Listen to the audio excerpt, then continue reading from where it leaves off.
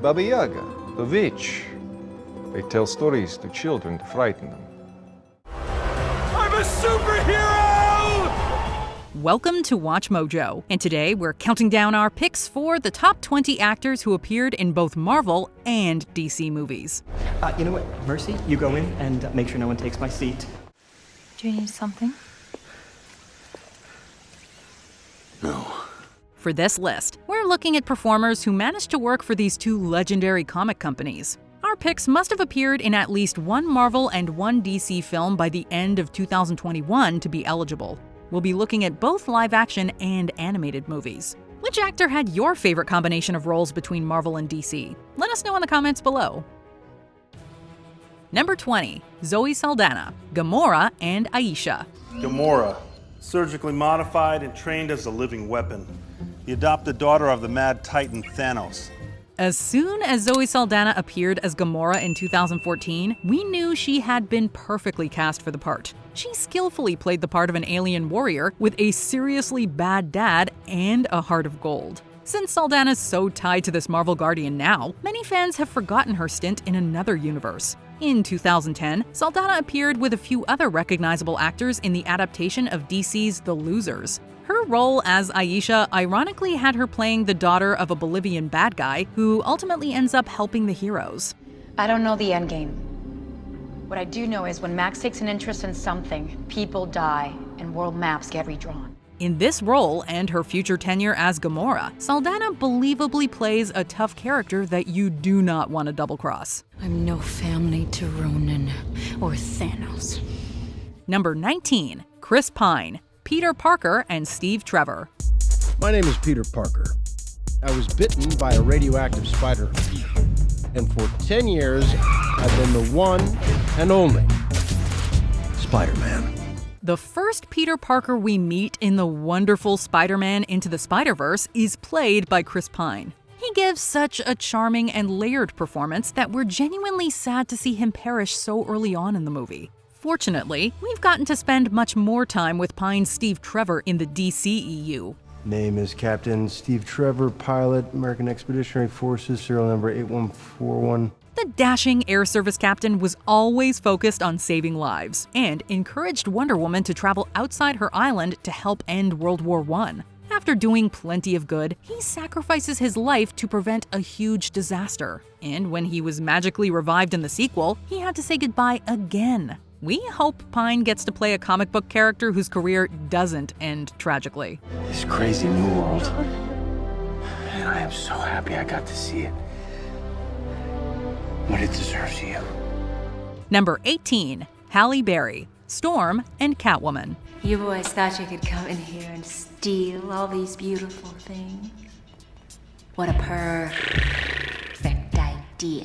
Oscar-winning actress Halle Berry infamously earned a Razzie Award for playing Catwoman in a disastrous film. Although she tried her best to make the thief a compelling character, there was no way she could make the questionable direction and awful dialogue work. Game over. Guess what? It's overtime. Berry got a much better platform to display her talents in the X-Men universe. Her portrayal of Storm was simply electrifying. Not only did she nail the character's iconic look, she also brought a regal presence into every scene she appeared in. We're glad Berry's bad turn as Catwoman didn't stop her from playing Storm and securing roles in other memorable action movies. You sure you're on the right side? At least I've chosen a side. Number 17, Lawrence Fishburne, Silver Surfer, Bill Foster, and Perry White. Crime wave in Gotham. Other breaking news. Water. Wet. When Superman started working at the Daily Planet, Lawrence Fishburne's Perry White was there to forge the Man of Steel into a sharp reporter. Although he had no superpowers, we still would not want to get on his bad side. Fishburne played another intimidating figure without special abilities in Ant-Man and the Wasp. You have no idea. Actually, I do. Back in the day, I was Hank's partner on a project called Goliath. But even though he sided with a villain, we couldn't help but relate to his sad backstory. We felt just as bad for Fishburne when he lent his voice to the Silver Surfer in a Fantastic Four movie. His emotional vocal performance was definitely the best part of the Marvel sequel. Another world awaits. Let it be done quickly. Number 16. Tommy Lee Jones, Chester Phillips, and Two-Face. What about the others? Are you planning a rescue mission? Yeah, it's called winning the war. While Tommy Lee Jones isn't the first name you think of when it comes to superhero movies, his signature directness lends itself perfectly to certain characters. His blunt delivery made him the perfect person to play the strict Colonel Chester Phillips in the first Captain America. However, we're still wondering who made the head-scratching decision to have him play Two-Face in Batman Forever. Luck! Blind, stupid, simple, doodah, clueless luck!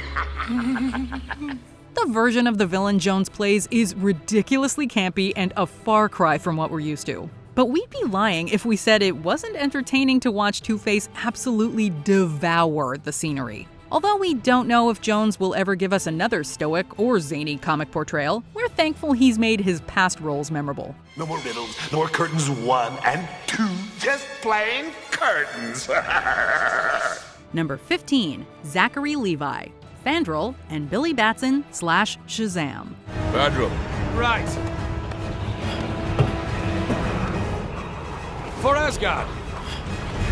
We wouldn't blame you if you didn't recall seeing Zachary Levi in the MCU. Although he played one of the Warriors 3, we didn't get a ton of screen time to know his character or backstory. Over in the DC universe, Levi was chosen to be front and center of the Shazam franchise. What happened to me? What did you do to me? What did you do to my voice? He represents what the teenage Billy Batson looks like when he transforms into a superhero. Levi brought so much energy to the role that we believed he was a real teenager in an adult body. And when it came time for him to get serious, he looked and sounded like a true hero. Although we're sure Levi could have shone as Fandral, he was clearly born to play Shazam. Are you making some of my big evil guy speech right now or something? You're like a mile away from me right now, cars! Number 14. Michael Fassbender, Magneto, and Burke. You know you look like a right freak, don't you? Tell me, what's it like to go through life with a face like that?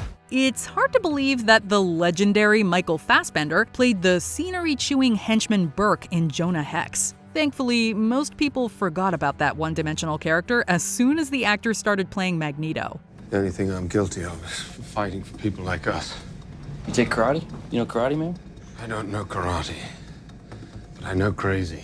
Fassbender made sure we felt the pain that the master of magnetism had to endure growing up under the mercy of vicious tormentors. Unfortunately, the darkness inside of him eventually pushed him to become a dangerous supervillain. Fassbender brought something new to Magneto every time he reprised the role. He pulled us into theaters whenever we knew he was going to float into the story. Very heroic, Mr. President. But you had no intention of sparing any of us. The future of our species begins now. Number 13. Jimon Hounsou, Papa Midnight, Korath, King Riku, and the Wizard. Demons stay in hell, angels in heaven. The great detente of the original superpowers. Thanks for the history lesson, Midnight. Jimon Hounsou might have the widest variety of comic book movie roles on his resume than any other actor on this list. His first major role came when he played Papa Midnight in Constantine. Nearly 10 years later, Hounsou played the villainous Korath for the first time. When he wasn't busy returning to his role, he played King Riku in the first Aquaman movie. It is the position of the fishermen that when the time comes to make ourselves known to the landsmen, it shall be to educate them. Hounsou rounded out his big screen comic appearances by portraying the titular wizard in 2019's Shazam. Only the purest of hearts can resist their temptations. But you will never be worthy. No matter whether the actor was playing an alien enforcer or ancient magic user, his committed and strong performances stood out. Hounsou's fantastic range makes us excited to see what comic character he might play next. Speak my name! I don't know your name, sir. We just met. My name is Shazam. Number 12. Michelle Pfeiffer, Janet Van Dyne, and Selena Kyle. Meow.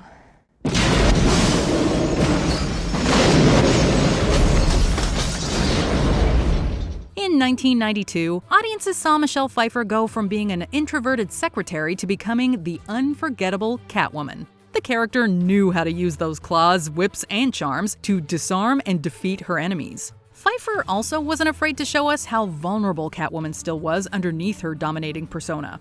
Oh my god. Does this mean we have to start fighting? Long after the actress hung up the claws, she put on a shrinking suit to make a big splash in Ant-Man and the Wasp. Her Janet Van Dyne is a nobler figure who is willing to show kindness to her enemies. While Pfeiffer's Marvel role is more tame than her Catwoman personality, it's still great to see her lend her talents to another superhero franchise. Miss Van Dyne. It's nice to... Well, I guess we've already met. I guess we have. Number 11. Hugo Weaving, Red Skull, and V. You are just afraid to admit that we have left humanity behind. And like you, I embrace it proudly. During Cap's 2011 adventure, we met his mortal enemy Red Skull. Hugo Weaving managed to give a performance that could go from campy to terrifying at a moment's notice. On the other end of the spectrum, we saw him play the masked freedom fighter V. Voila! In view, a humble vaudevillian veteran, cast vicariously as both victim and villain by the vicissitudes of fate.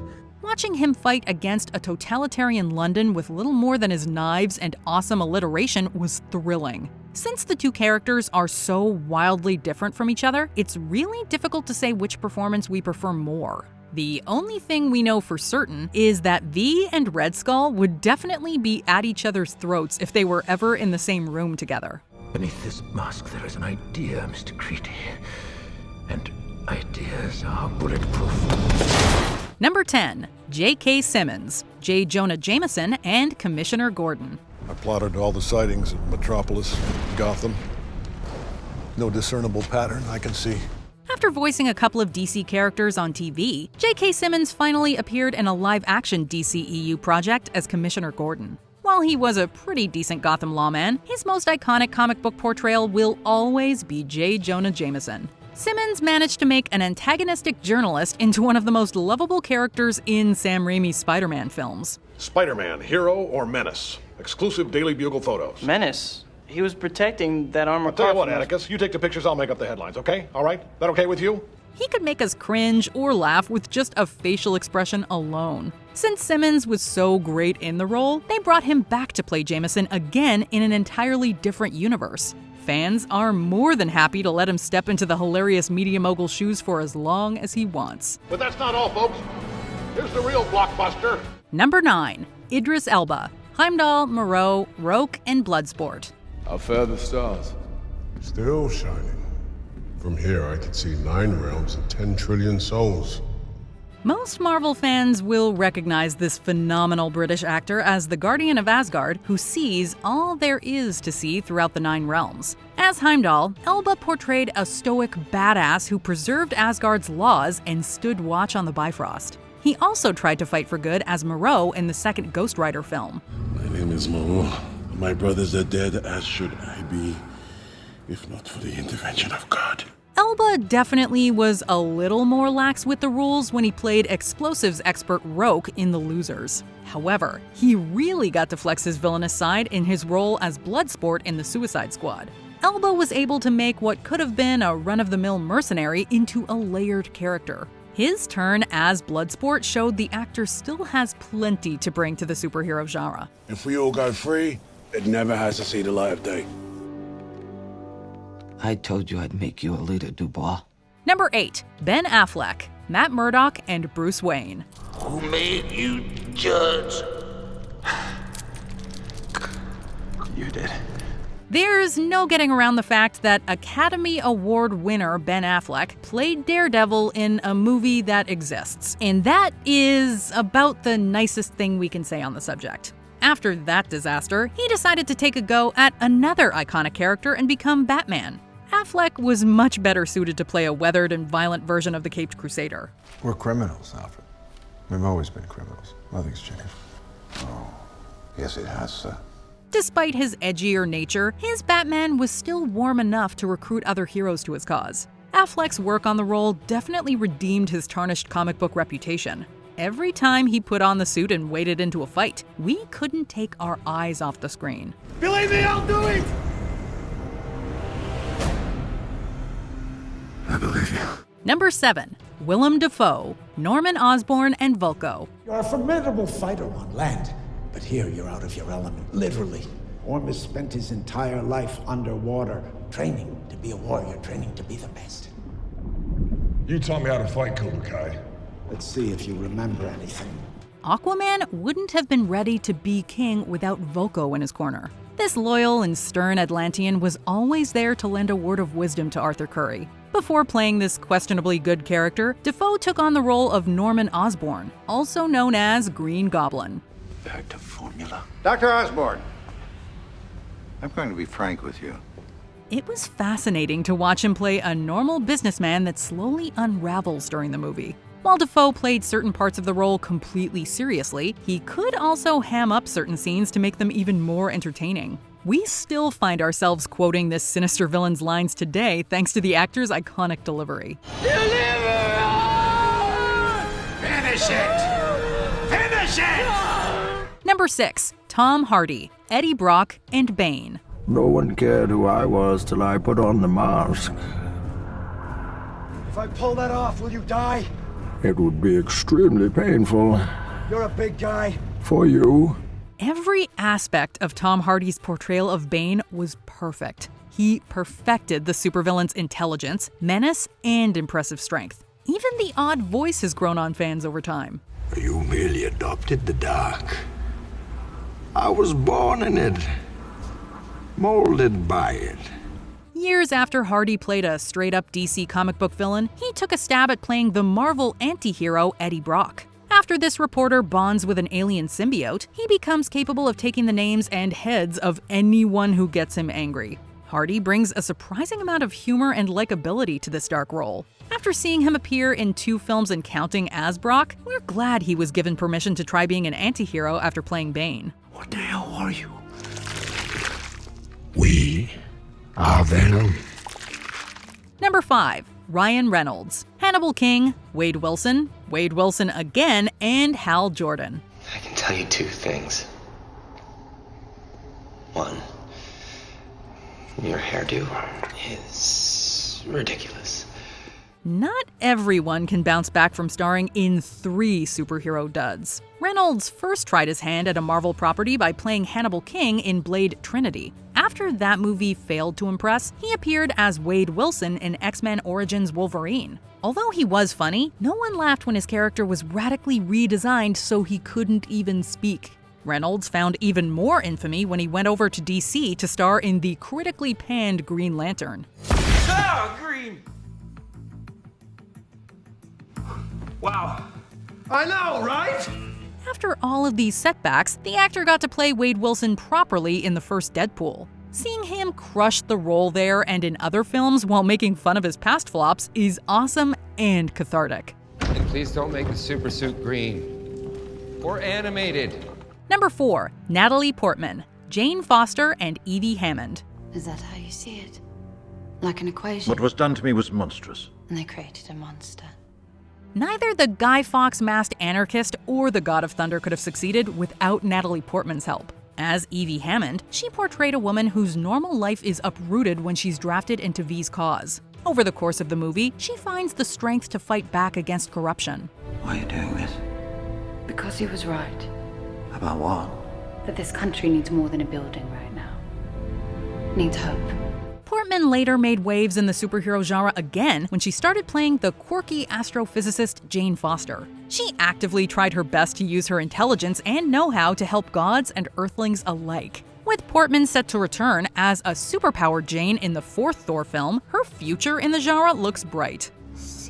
Jane, maybe you should stop saying Seabass and go after your friend. This was so fun. Number 3. Chris Evans, Johnny Storm, Steve Rogers, and Jake Jensen. Johnny. This is Dolce.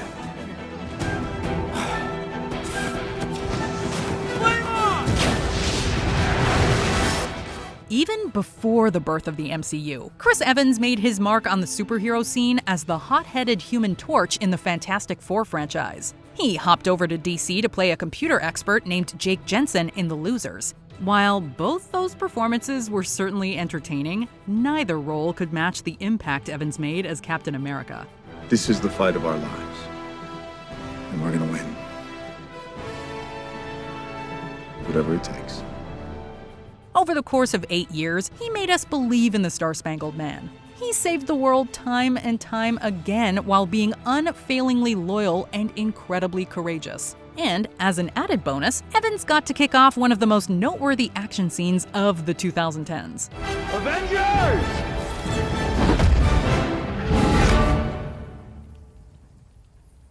Assemble. Number 2. Josh Brolin, Cable, Thanos, and Jonah Hex. If you get yourself into a jam, I imagine you can find me. Although comic book fans might not be eager to revisit Brolin's turn as DC's Jonah Hex, his later roles in Marvel films more than made up for that underwhelming movie. The actor had the perfect look and gruff demeanor to play a convincing Cable in Deadpool 2. My name's Cable. I'm from the future. Just walk away.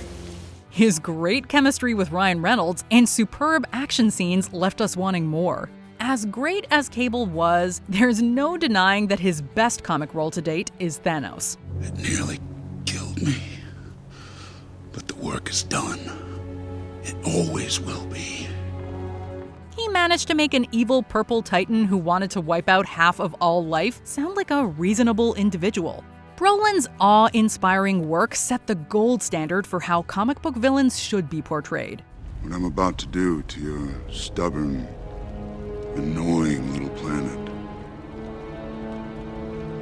I'm gonna enjoy it.